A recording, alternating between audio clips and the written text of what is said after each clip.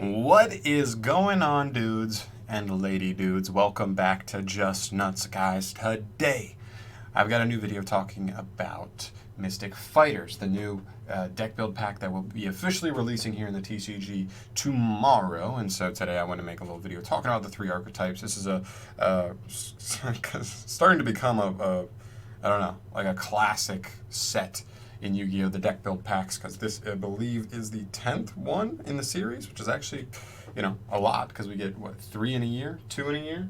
So it's been going on for a couple of years now, but this is just a quick little set where it's a side set where Konami introduces 3 new archetypes and gives them each 10 to 13 cards each in terms of support, so a really hefty amount of cards to get them started off, and sometimes it results in very, very good decks. Sometimes it results in very, very not so good decks, like Sky Strikers and Invoked and Necros and Ritual Beasts, good examples of the great decks that come out of here. And then stuff like Red Dragon Archfiend, Weather Painters, all these other ones, Abyss Actors, stuff like that comes out of here as the not so good ones. Now, I want to look at the 3 archetypes getting introduced in this next version of deck build pack, and just going over how good I think they are, how much of an impact I think they can make on anything relative to the metagame, and yeah.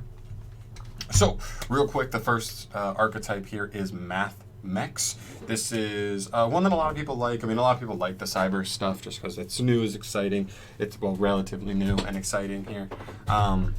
And it's a very, very straightforward archetype in which you go through very linear game plans to get to your guy, Yugioh Math Mech Final Sigma. He's just essentially like a tower. He's unaffected by all card effects except for Math Mech cards, and then he has the possibility of doubling his attack or doubling damage he inflicts, as well as being able to attack twice in certain situations, and it searches cards. It's very, very powerful, but it takes a very, very linear game plan to get to him, and you don't really play through that many disruptions in this deck. So the deck definitely has its weaknesses. Now, I don't really see this deck being a legitimate threat on its own, but I can see some of these cards being played in other decks, looking specifically at like Math Mech Sigma, Math Mech Addition, and Math Mech Subtraction. All 3 of these could actually be used specifically as extenders in just straight up other Cybers archetypes, specifically maybe Salamangreats, because they're already fire and they do have some synergy there.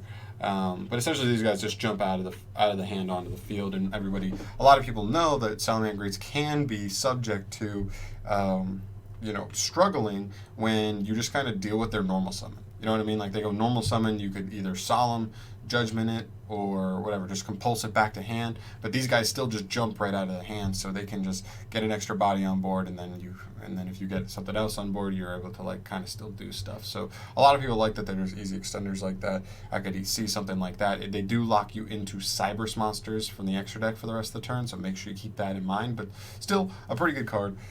Pretty good like extenders generically for Cyber stuff. Next up, I want to talk about the Synchros, Yugioh Math Mech Magma and Yugioh Math Mech Final Sigma. Both of these are generic, and I think that's something really important to keep in mind, because Magma is just a generic 8 tuner synchro. If it destroys a monster by battle, you can just target 2 cards your opponent controls, destroy them, so you can really do hefty damage to a board just going into the battle phase with this guy. And then he also floats as well, sort of, but if you're playing him generically, you're not going to worry about that float. But just being able to just like beat over something, pop 2 more cards can really help even out a resource game if that's what you're worried about at the moment. And then Yugioh Math Mech Final Sigma, again, generic. You can generically just make it towers now. All you need, I mean, obviously a level 12 synchro isn't the most desirable level and most easy to assemble in Yu-Gi-Oh, but still, it's generic. It's a towers. You can generically just make it towers. You can put synchros to get you, or materials to synchro you into a level 12. So that's definitely something else to keep in mind. And then the other XZs are actually interesting as well. Lapilation is actually completely generic. It takes 3 level 4 monsters, and you can attach up to 3 materials from him to just apply all 3 of these effects if you want, in order. You get to pick. So you can send 1 random card from your opponent's hand to the graveyard, you can send a monster your opponent controls to the graveyard, and you can send a spell or trap your opponent controls to the graveyard. I don't believe any of them target, so non-targeting, just discard, pop, so it's almost like a 3 material rank 4, generic rank 4, that kind of just does what, well, maybe not exactly what, but it's similar to what was it called?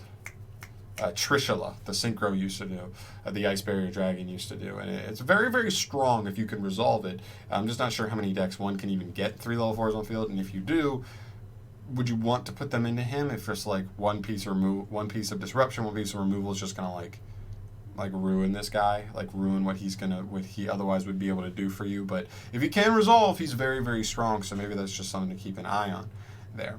But other than that, I don't really expect Mathmex to really be doing anything. Like I said before, they're just too linear. One disruption a lot of the times will really just put them on their back heels, on their back foot, and then they just won't be able to recover. So definitely deck struggles with that. They really, really are looking forward to hopefully more support in the future, but we will see.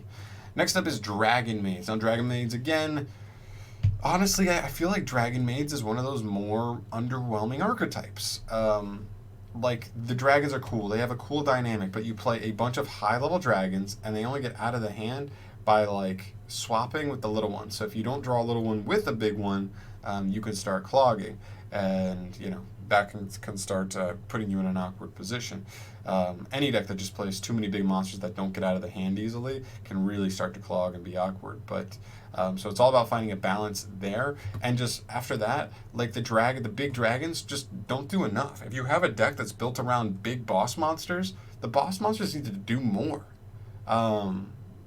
So I don't know. Like, it's just awkward. I mean, look at this. I mean, what is this one? Like, this one cannot be destroyed, or none of the big ones can be destroyed by card effects when you control a fusion monster. Like, that's not even that good of a protection effect. And then as a quick effect, to discard it from hand to special summon a level 4 or lower Dragon Maid from hand. Not from graveyard, not from deck, from hand. Like, it doesn't even plus you. That's pretty awful. None of them are all that good. And some of them have not even disruption. Some of them have, like, removal, which isn't even that good. This one can, like, shuffle a monster in the graveyard back into the deck, but it's not a quick effect, so that's not that great.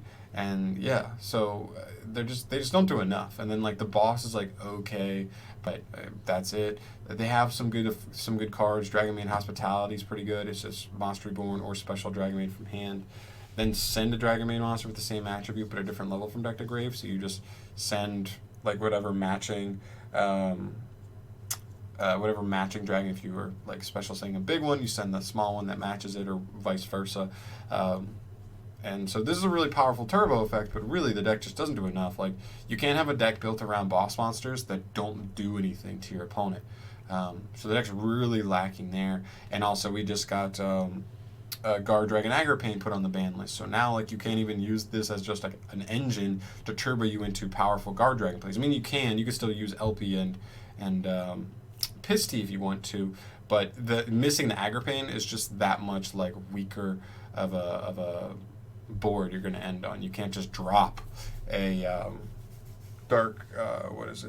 hot red Archfiend Abyss, hot red Dragon Archfiend Abyss on the field, like super easy, no problem. Instead, you got to like work around the bush and get to Destrudos and make synchro plays, make Xyz plays, whatever you need to do, and end on like, I don't know, in a weirder way, get to those same kind of boards. But this deck just kind of just underwhelming to me. A lot of people got excited for this, but it's just super underwhelming. And yeah, the win condition just isn't there for me. I'm not really seeing it. And then the last archetype in here is Generator. This is the most interesting one to me. I think this one has the best chance of actually being competitively relevant. This is a deck that pretty much every monster in your deck is a level 9 big Chungus McCrungus, but they all are actually pretty spicy. Is it all of them? I believe all of them have a quick effect, if not most of them do, and some of them have like some legitimate disruption as well as just being generic in other archetypes. So looking at some of these specifically, you have Mardell, Generator, Boss of Light. This one's really nice for plants because when she's normal or special summon, you can either add a Generator card or a plant monster from deck to hand. So in this archetype, it's a Stratos, or in a plant deck, it's just essentially Stratos. So very, very generic, very powerful, just free search off of that. I really, really dig that, and I'm a big fan of that. So just stuff like that. That card's really nice. What other specific ones? Needhog is also very, very cool because when your opponent would special summon a monster or monsters, you can quick effect tribute any generator or worm as cost to negate the summon, and if you do, destroy that monster or monsters. Now I like this because one, it's generic worm support. I don't know specifically what worms. I guess if you're looking at like a True King variant, those are all worms as well, I believe. So if you could end him on a board with like a True King, you can just like tribute a True King to negate a summon, and then still have him on board for like next turn or whatever. And you just try and ride it out, which is very, very cool. I really like him. I think he's interesting for sure. I'm curious. One other thing that's really interesting with him is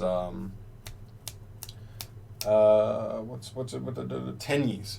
Tenyis can also make very good use of this card because you can just use the Tenyi Link 2 to discard this card as cost and then revive it, and there you go. You just have a negate a summon. Because sometimes Tenyis going first can struggle with just like actually being able to set up disruptions. They can set up annoying to out boards, but not necessarily insane disruptions, I would say. So this card could also help with that. I'm not entirely sure how good that is because you don't necessarily want to draw it in Tenyis, but you can only play one Foolish Burial if you're doing it that way. So there is some stuff there that is kind of jank, but overall I still think it's pretty good.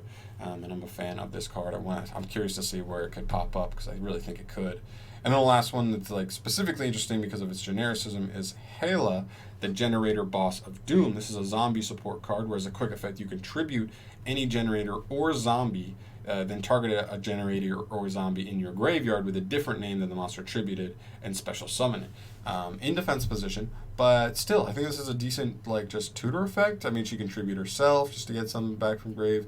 One thing I will say is that like I'm not too sure how zombies specifically would get her out super easily. So that is definitely a concern I sit here and like kind of worry about, but it is just something to keep in mind. I mean, I'm not saying this will be amazing right out the gate, but it's something that like if zombies get more support in the future, and they will, how that deck develops, this could end up being a really solid piece to get there. So we'll have to wait and see on that, but it's still pretty good. And yeah, so overall, I think generators are cool. I think they have the best chance of actually being good out of the three. They have like some really, really powerful stuff. Being able to actually set up Needhog is like the best win condition that any of these three decks have combined. Right there, you're able to put multiple beaters on board in one turn a lot of the time. And it works with like the True King engine, and there are some other, like World Legacy Monstrosity is actually very, very good in the deck. So we'll have to see if this deck actually can get it done. But you know, it's a wait and see kind of situation. I mean, it is for all three of these, but I don't really expect any of these to be crazy. Maybe this can compete on regional level. Maybe some of these generic cards can be made use of. The plant monster, the worm one, or maybe the zombie one coming through there. But guys, let me know your thoughts down below. I'm curious to hear what you guys think. A couple of cards that can be used generically, but for the most part, I don't expect any of these to be very good. Let me know your thoughts down below. Thank you so much for watching this video, guys. As always, subscribe to the channel if you have not yet, and I will see you in the next video. Peace.